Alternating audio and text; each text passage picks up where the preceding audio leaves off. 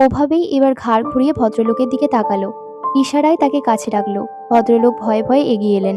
সাহেরাজ ভদ্রলোকের শার্টের কলার ঠিক করার মতন হাত নাড়াচাড়া করতে করতে বলল, তোকে কি বলেছিলাম? ওভার অ্যাক্টিং করতে নিষেধ করেছিলাম না? তুই ওর উপর গলা উঁচু করে কথা কেন বললি? সঙ্গে সঙ্গে লোকটার গাল টিপে ধরল সাহেরাজ। ভদ্রলোক নিজেকে ছাড়ানোর আকুতি করতে লাগলো। ভুল হয়ে গেছে স্যার, আমি ম্যামের কাছ থেকে মাপ চেয়ে নেব।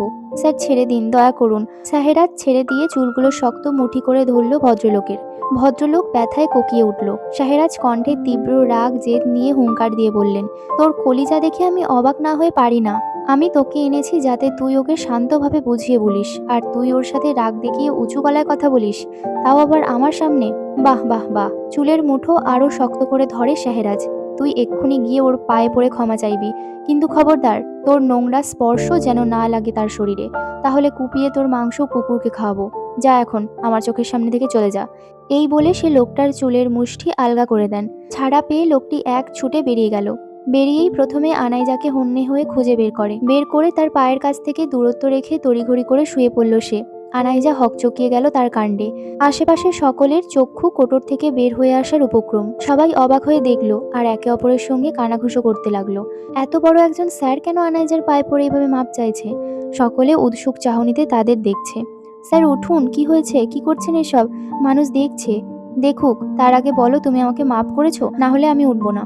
আনাইজা আশপাশে তাকিয়ে দেখে অনেকেই ইতিমধ্যে এসে জড়ো হয়েছে। তাই সে না বুঝেই মাপ করেছি বলে সেখান থেকে সরে যায়। তার পেছন পেছন তন্ময় আর আয়েশাও যায়। সব বুঝলাম, কিন্তু উনি তোমার কাছে এভাবে মাপ কেন চাইলো? ওনার তো কেবিন থেকে বের হয়ে তোমার সাথে উল্টে আরো খারাপ আচরণ করার কথা ছিল, কিন্তু তা না করে। তন্ময় বলে উঠল, হুম, সেটাই তো। উনি আমার কাছে মাপ কেন চাইছিল ওইভাবে? আচ্ছা, শাহেরাজ রেয়াজ মির্জা, না, উনি কেন বলবেন? উনি তো পারলে আরো আমার সাথে খারাপ ব্যবহার করতে বলতেন। আনাইজা বলল। আয়েশা বলল, তবে? আনাইজা বলল, জানি না রে, আমি কিছু মাথায় ঢুকছে না। সবাই কি ভাবছে কে জানে। তুমি চিন্তা করো না, আমি তো আছি। তন্ময় কথাটুকু বলে যেই আনাইজার হাতের উপর হাত রাখতে চায়, তখনই আনাইজা হাতটা তাড়াতাড়ি করে সরিয়ে নেয়। তন্ময় কিছুটা অপমান বোধ করে, তবে তা প্রকাশ না করে হেসে